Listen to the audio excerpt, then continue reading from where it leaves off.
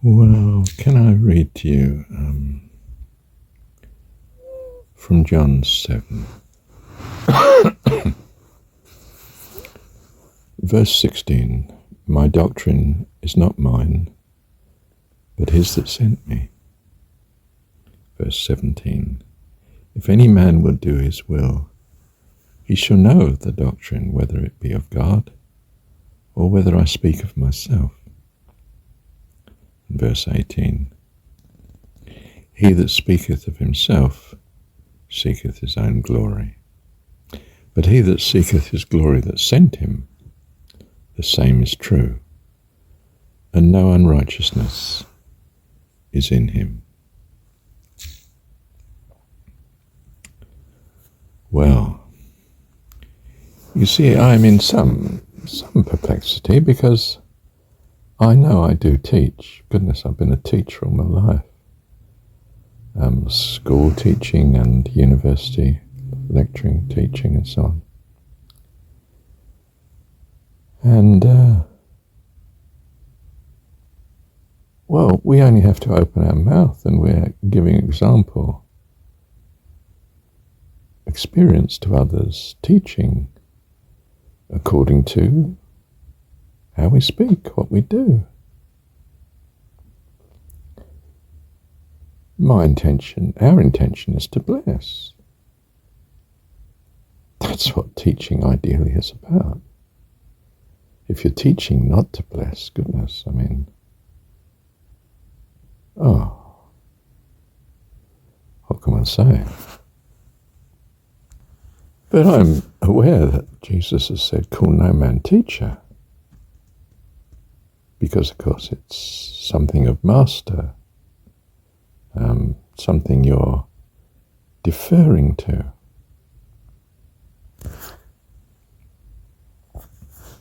And yet, clearly, we are ideally to love God with all our heart, soul, mind, and strength. Our God. And as I understand it, our God can only be the personification of all that we believe to be truly good.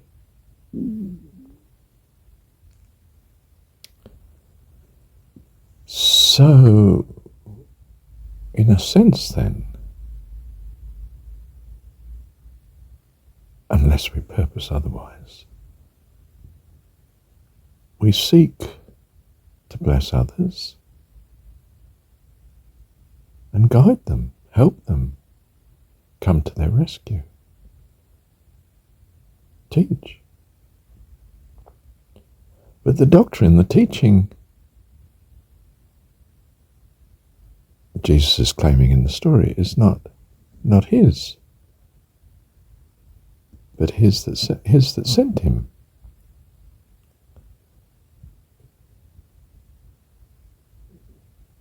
When we speak of our true values, we speak of the one that sent us. But our true values are in personification who we are. So I have a conundrum, an apparent contradiction going on. What do I make of it? Well, I arch over and round it. It's not that I understand. It's that I feel I must. And I feel, or rather trust, and feel that God will see it all right in his love and kindness. If I'm wrong, well, he'll still make a blessing of it. And if I'm right, I'm so glad. Well, I'm so glad if he makes good of it, if I'm wrong, of course, too. was going to say I'm on a win-win situation, which is typical of overarching optimism, which is actually overarching love and trust and faith.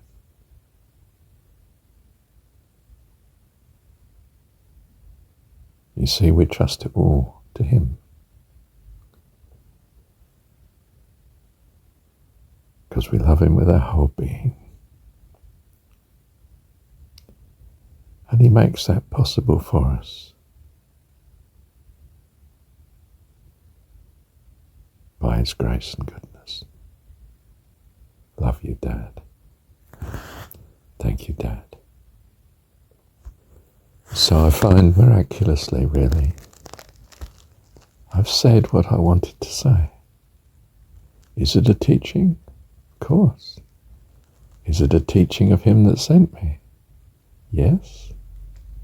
Who sent me? The one who is the personification of all that I value. The one I love. Thank you, Dad. You see, there is something extraordinary about being devoted to God.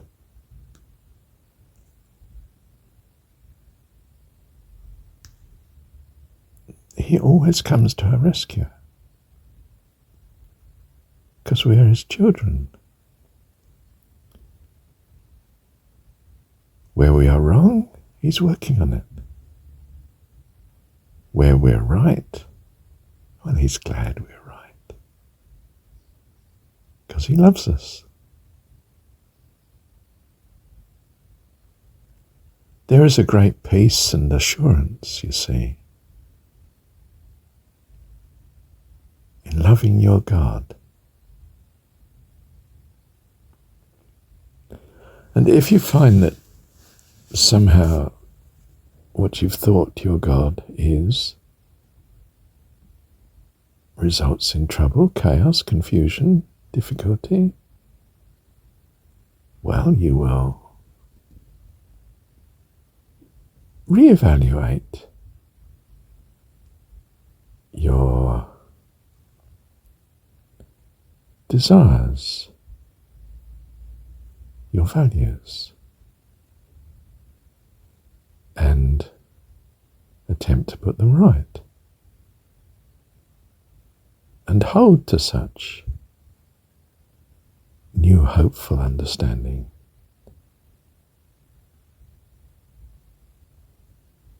That you receive the next lesson and guidance accordingly. But it's driven by a desire to trust him. A sort of inner realization that to trust him is the only way. Who else could I love but the personification of what I value? And who else could I trust to lead me through to all truth? And to know him truly. For this is life eternal, to know thee, the only true God, and the way, Jesus, whom thou hast sent. In what way is he the way? He's our example. Example of what we might value.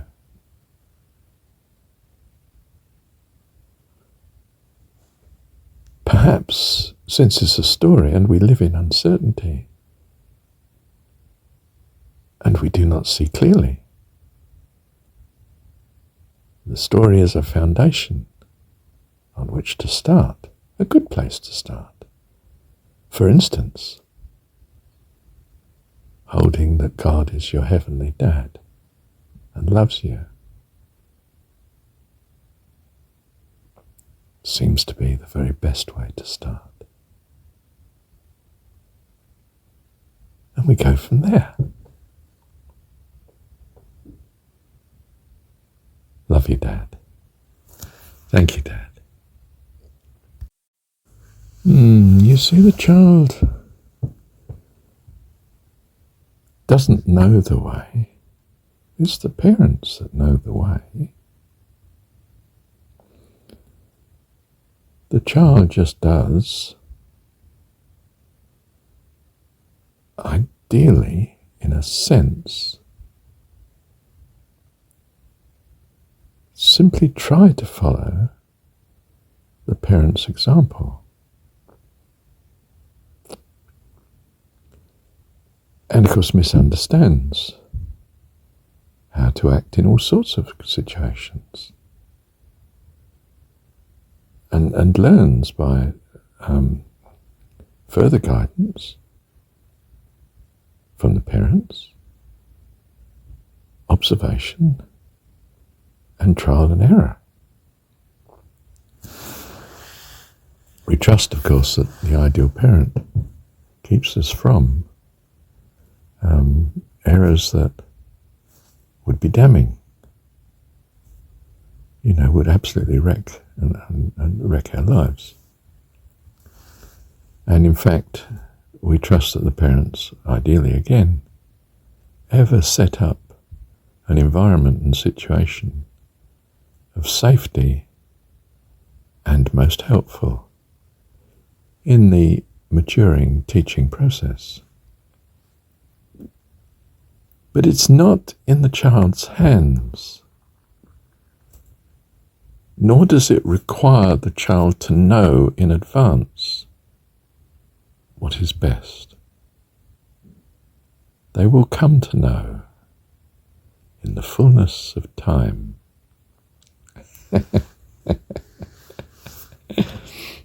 So if you think that any man gives you reliable explanation, doctrine and understanding, well,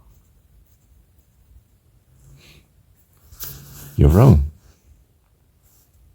You're extremely likely to be wrong. Not for certain, of course, but pretty close to it. The holy life is not finding the great teacher. If it were, so few would ever come. Do we want only a few of our children to grow up? I don't think so. I think we want them all. It's our great concern that all mature into adult life. How much more then with our God?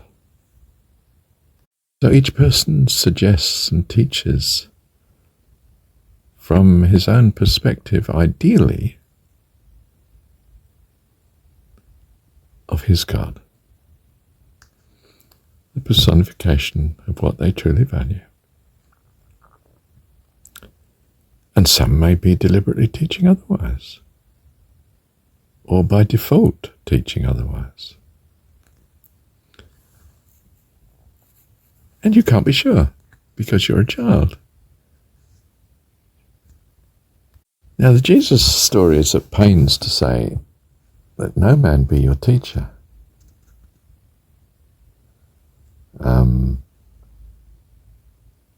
Your teacher is the Holy Spirit, the Comforter. Speaks only of God. And declares all that I've said unto you. Reminds you, brings to mind, as and when appropriate.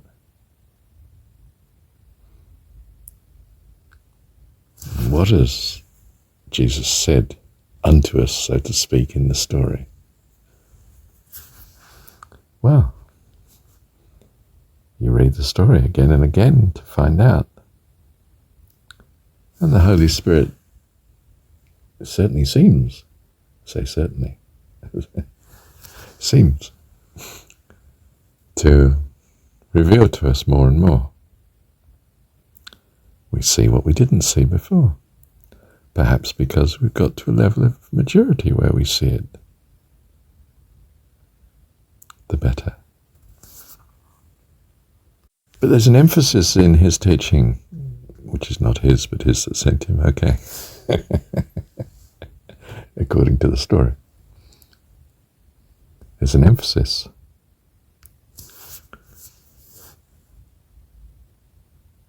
On that the Holy Spirit is your ultimate teacher. Call no man master, Lord, teacher, guru, God, or anything else. Because, of course, your devotion is to God with all your heart, soul, mind, and strength. It's either a way or the way of demonstrating such. To take only, ultimately, the Holy Spirit within you as your guide, your guidance. Not the person who's talking, not Marshall. It's disappointing. Oh dear. Have I done all these recordings to no point? No, of course not. It's been a tremendous blessing to me. And I hope it'll be a blessing to you. My goodness, do I hope it's a blessing to you.